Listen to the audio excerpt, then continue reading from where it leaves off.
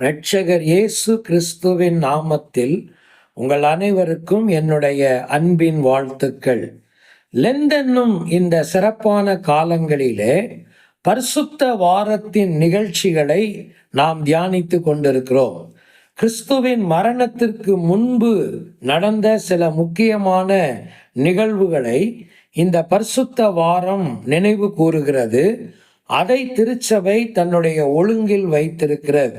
அதன் அடிப்படையில் தான் நேற்றைய நாளிலே ஆலய சுத்திகரிப்பை குறித்த தியானத்தை நம்முடைய தியானத்திலே கவனித்தோம். இன்றைக்கு திருச்சபையின் ஒழுங்கிலே கேள்வியின் நாள் என்று அறியப்படுகிறது. இயேசு கிறிஸ்து மரணத்திற்கு செல்லுவதற்கு முன்பதாக அவரிடத்தில் கேட்கப்பட்ட 4 கேள்விகளை குறித்து இந்த நாள் நமக்கு நினைவுபடுத்துகிறது. முதல் கேள்வியை அவருடைய அதிகாரத்தை குறித்து எழுப்பப்பட்ட கேள்வியாக மத்தேயு 21வது அதிகாரம் 23 27 வரைக்கும் நீங்கள் வாசிக்கலாம். ராயனுக்கு வரி கொடுக்கலாமா வேண்டாமா என்று வரியை குறித்து எழுப்பப்பட்ட 2வது கேள்வியை மார்க்கு 12ஆம் அதிகாரம் 13 17 வரைக்கும் நீங்கள் கவனிக்கலாம். உயிர்த்தெழுதல் இல்லை என்று சாதித்த சதுசேயர்கள் உயிர்த்தெழுதலை கொச்சைப்படுத்தும் வண்ணமாக அவர்கள் கேட்ட கேள்வியை மார்க்கு 12ஆம் அதிகாரம் 18 27 வரைக்கும் வாசிக்கலாம். கற்பனைகளில் எல்லாம் எது பிரதானமானது என்று வேதபாரகன் ஒருவன் கேட்ட கேள்வியை குறித்து மார்க்கு 12ஆம் அதிகாரம் 28 34 வரைக்கும் நீங்கள் வாசிக்கலாம். எல்லா கேள்விகளையும் தியானிப்பதற்கு நமக்கு நேரம் போதாது.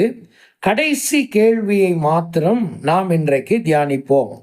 மார்க்கு 12ஆம் அதிகாரம் 28 34 வரை உள்ள வேத வாக்கியங்கள். கற்பனைகளிலெல்லாம் எது பிரதான கற்பனை என்று வேதபாரகன் ஒருவன் கேட்டபோது கிறிஸ்து அவனுக்கு கொடுத்த ஒரு பிரதானமான பதில் என்னவென்றால் அன்பு செலுத்துவது என்பதுதான் அவனுக்கு கொடுக்கப்பட்ட பிரதானமான பதில்.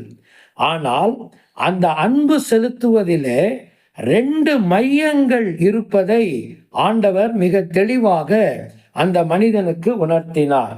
இதைத்தான் நீங்கள் பதிலாக அடுத்த வசனத்திலே நீங்கள் வாசிக்கலாம். 29வது வசனம் சொல்லுகிறது, இஸ்ரவேலே கேள், நம்முடைய தேவனாகிய கர்த்தர் ஒருவரே கர்த்தர். உன் தேவனாகிய கர்த்தரிடத்தில் உன் முழு இருதயத்தோடும் உன் முழு ஆத்துமாவோடும் உன் முழு மனதோடும் உன் முழு பலத்தோடும் அன்பு கூறுவாயாக என்பதே பிரதான கற்பனை என்று சொல்லிவிட்டு இதற்கு ஒப்பாயிருக்கிற 2வது கற்பனை என்னவென்றால் உன்னிடத்தில் நீ அன்பு கூறுவது போல பிறனிடத்திலும் அன்பு கூறுவாயாக என்பதே, இவைகளிலும் பெரிய கற்பனை வேறு ஒன்றும் இல்லை என்றார். இந்த பதில் எவ்வளவு ஒரு அற்புதமான பதில் பாருங்கள். கற்பனைகளிலேயே பெரிய கற்பனை என்ன? அன்பு செலுத்துவதுதான். இறை மக்களே, உங்களுடைய வாழ்க்கையிலே கடவுளுடைய கற்பனைகளில் பிரதானமான ஒரு கற்பனையாக நீங்கள் வாழ்க்கையிலே கை கொள்ள வேண்டும் என்பதற்கு அர்த்தம் என்னவென்றால், மற்றவைகளெல்லாம் பிரதான கற்பனைகள் இல்லையா என்பதெல்லாம் இங்கு கேள்வி அல்ல. மற்ற கற்பனைகளில் எல்லாம் பிரதான கற்பனை இது என்று சொல்லும்போது மற்ற கற்பனைகள் எல்லாம் இந்த கற்பனைக்குள் அடங்கி விடுகிறது என்பதுதான் அதன் பொருள். மையம் என்ன? கடவுளிடத்தில் செலுத்த வேண்டிய முழுமையான பூரணமான அன்பு. அதே விதமான அன்பை என்னுடைய சக மனிதனிடத்திலும் நான் செலுத்த வேண்டும். வேறுபாடுகள் நிறைந்த சமுதாயங்கள் இருந்த காலத்தில் இயேசு வாழ்ந்த போது யூதர் அல்லாதவர்களை யூதர்கள் தாழ்வானவர்களாகவே கருதினார்கள். அதன் அடிப்படையிலே சொல்லப்பட்ட வார்த்தை தான் அதற்கு நிகரான 2வது கற்பனை என்று. இன்றைக்கும் நமக்கு வருகிற பாடம் என்ன? என்னுடைய வாழ்விலே நான் செய்ய வேண்டிய மிக பிரதானமான காரியம் என்ன? கடவுளுக்கு நான் கொடுக்க வேண்டிய முதல் தரமான அன்பு பூரணமான அன்பு. ஆண்டவரை நான் முழு இருதயத்தோடும் ஆத்துமாவோடும் மனதோடும் சிந்தையோடும் அன்பு கூற வேண்டும் என்பதற்கு அர்த்தம் என்னவென்றால், நான் என் முழுமையையும் அவருக்கு கொடுக்க வேண்டும். அதுதான் அதனுடைய பொருள். அது மாத்திரமல்ல, அதை முதன்மை நிலையிலே வைத்து கொடுக்க வேண்டும். முதன்மை நிலையிலே வைத்து முழுவதுமாக என்னுடைய அன்பை கடவுளுக்கு கொடுப்பதுதான் மிக பிரதானமான காரியம்.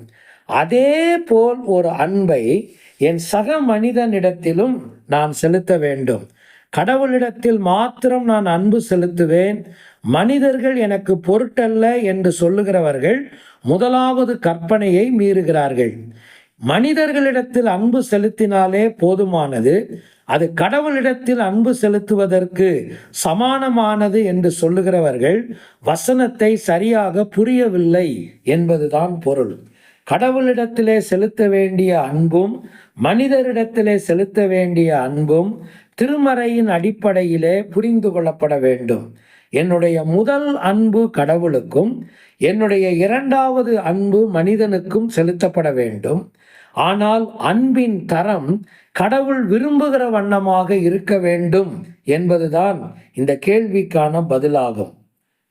இறை மக்களே, இந்த நாட்களிலே நாம் நம்மை ஆராய்ந்து பார்க்க வேண்டும். இந்த லெண்ட் என்னும் காலங்கள், விசேஷமாய் இந்த பரிசுத்த வாரம் என்னிடத்துல இதே கேள்வியை கேட்குமானால் என்னுடைய பதில் என்ன? கடவுளிடத்தில் நான் முதன்மையான அன்பையும் முழு அன்பையும் நான் கொடுக்கிறேனா? மனிதர்களிடத்திலும் நான் கடவுள் எதிர்பார்க்கிற வண்ணமாக மனிதர்களை நான் நேசிக்கிறேனா? அல்லது வேறுபாடுகளுடனும் வேற்றுமையின் நிழலுடனும் மனிதர்களை பார்த்து என்னுடைய அன்பை நான் செலுத்துகிறேனா? எந்த வித்தியாசமும் பாராமல், எந்த வேறுபாடும் பாராமல் தம்முடைய பட்சபாதமற்ற அன்பைத்தான் கிறிஸ்து எனக்காகவும் இந்த முழு உலகத்திற்காகவும் சிலுவையிலே கொடுத்தார். அப்படியானால் அதே அன்பை நானும் கடவுளுக்கும் மனிதருக்கும் கொடுக்க வேண்டியது என்னுடைய அடிப்படை உத்தரவாதம் அல்லவா? ஆராய்ந்து பார்ப்போம். ஆண்டவருக்கு நம்முடைய வாழ்க்கையை அர்ப்பணிப்போம். ஆண்டவரோடு கூட இந்த நாட்களிலே நம்முடைய உறவுகளை இந்த அடிப்படையிலே புதுப்பித்துக் கொள்வோம். ஆண்டவர் தாமே நமக்கு உதவி செய்வாராக.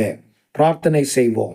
அன்பின் தகப்பனே, நீர் எதிர்பார்க்கிற விதமான அன்பை உம்மிடத்திலும் எங்கள் சக மனிதரிடத்திலும் செலுத்தும்படி எங்களுக்கு அருள் செய்யும். இயேசுவின் நிமித்தமே வேண்டிக் கொள்கிறோம் நல்ல பிதாவே. ஆமேன்.